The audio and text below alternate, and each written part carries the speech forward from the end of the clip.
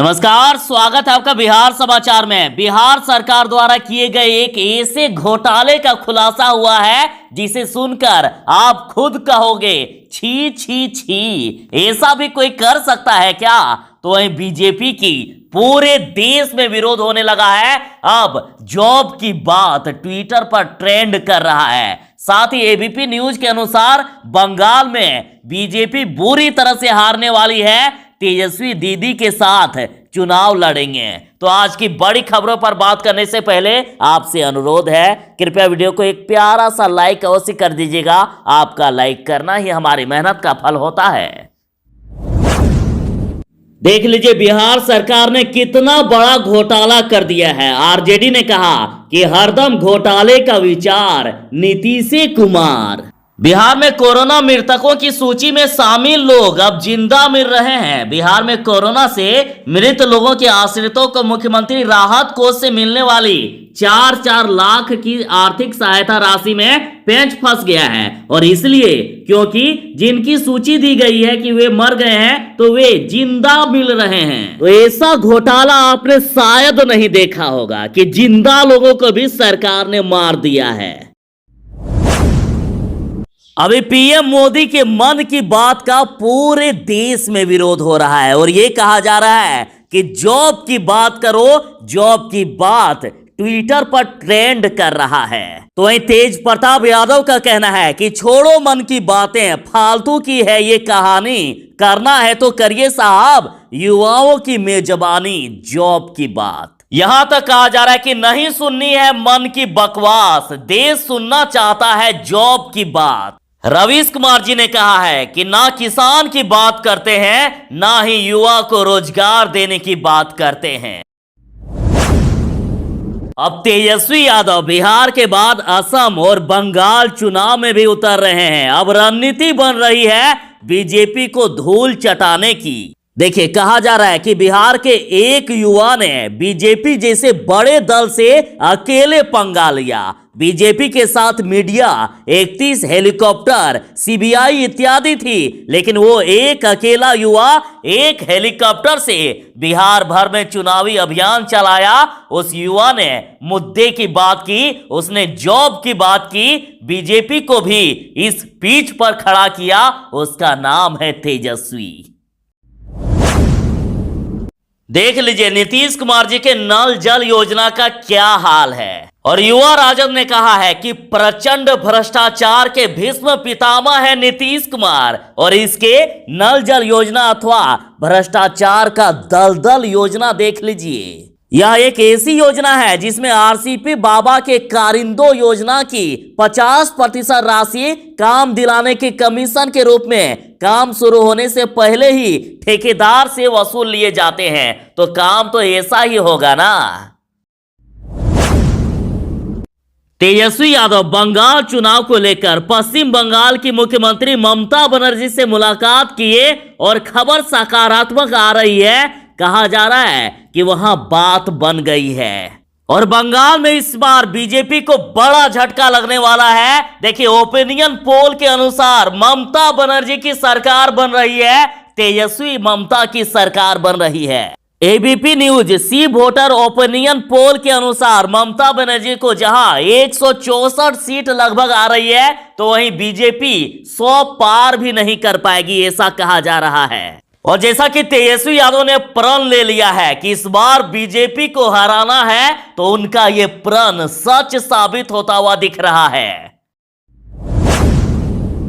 देश के किसानों के अच्छे दिन आए या ना आए, लेकिन बिहार के किसानों के अब अच्छे दिन आने वाले हैं। अब बिहार सरकार बिहार के किसानों से आलू 2 रुपए बाजार से ज्यादा भाव पर खरीदेगी और बाजार से 2 से 3 रुपए सस्ता में बेचेगी। और साथ ही प्याज भी दूसरे राज्यों से भले ही क्यों ना खरीदना पड़े, लेकिन बाजार से सस्ता दर पर अब सरकार बेचेगी। और इसके लिए हरित सब्जी विपणन एवं सहकारी संघ पूरे बिहार में अपनी चेन तैयार कर रहा है। इस पायलट प्रोजेक्ट की शुरुआत पटना से हो रही है, उसके बाद बाकी अन्य बड़े शहरों में इसकी शुरुआत की जाएगी। और बिहार सरकार ने अब यह ठाना है कि बिहार के किसानों की आय दोगुनी करनी है। बीजेपी एमएलसी ने तेजस्वी यादव को चोर कहा और कहा कि चोर को सारी दुनिया चोर ही नजर आती है। न्यूज फॉर नेशन से बात करते हुए बीजेपी नेता सुमन कुमार महासेठ ने कहा है कि तेजस्वी यादव चोर है और चोर को सारी दुनिया चोर ही नजर आती है। तेजस्वी यादव कुछ भी बोल सकते हैं, उनकी बातों को गंभीरता से लेने की जरूरत नहीं है। साथ ही बीजेपी ने कहा कि तेजस्वी यादव अपने माता पिता का इतिहास देखेंगे तो अपने पद से इस्तीफा दे देंगे। इस दौरान एक सवाल के जवाब में उन्होंने कहा कि उनके पिता भ्रष्टाचार के आरोप में जेल में बंद है, कोई स्वतंत्रता सेनानी नहीं है। साथ ही उन्होंने कहा कि तेजस्वी यादव तो 8वीं पास हैं, यदि बजट को लेकर वे कुछ कहते हैं तो उस पर ध्यान देने की जरूरत नहीं है।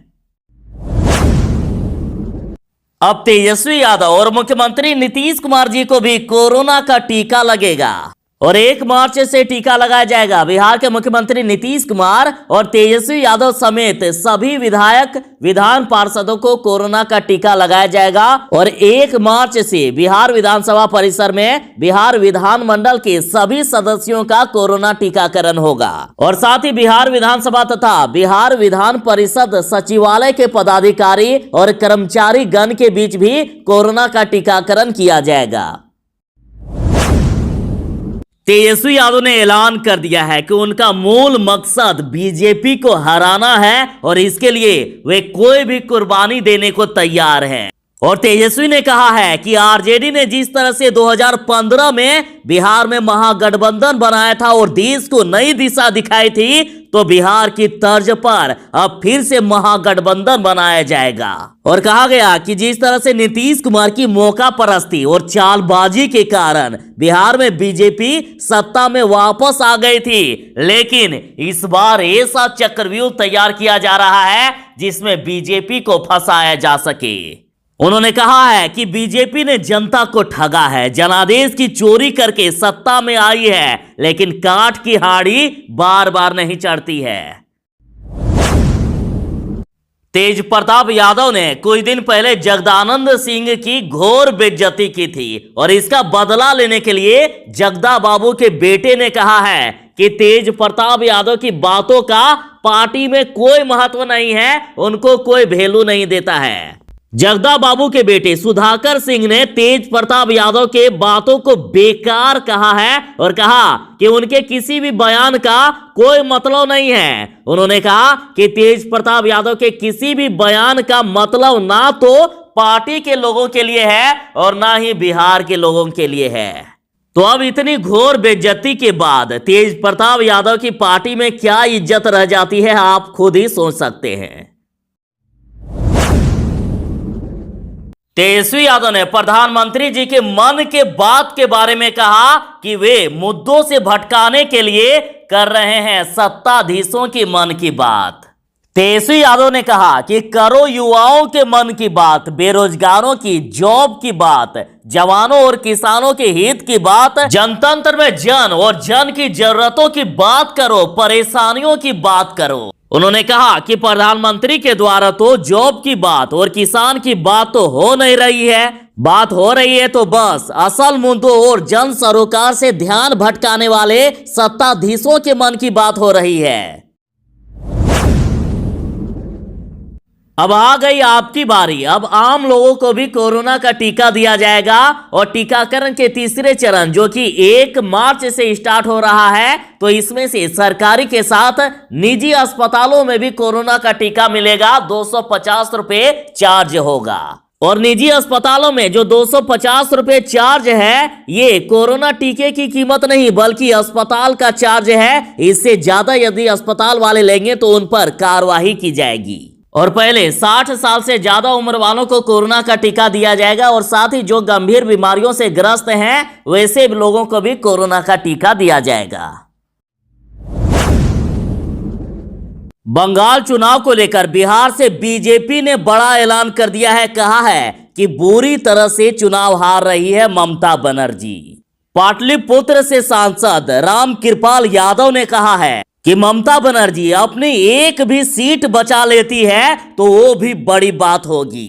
उन्होंने कहा कि इस बार विधानसभा चुनाव में ममता बनर्जी की हार निश्चित है। पश्चिम बंगाल में इस बार बीजेपी की ही सरकार बनेगी। साथ ही उन्होंने कहा कि पश्चिम बंगाल में उनके सरकार में सिर्फ घोटाले हुए हैं। इस बार चुनाव में सुनामी आएगी और यदि ममता बनर्जी खुद अपना एक भी सीट बचा ले तो यही बड़ी बात होगी।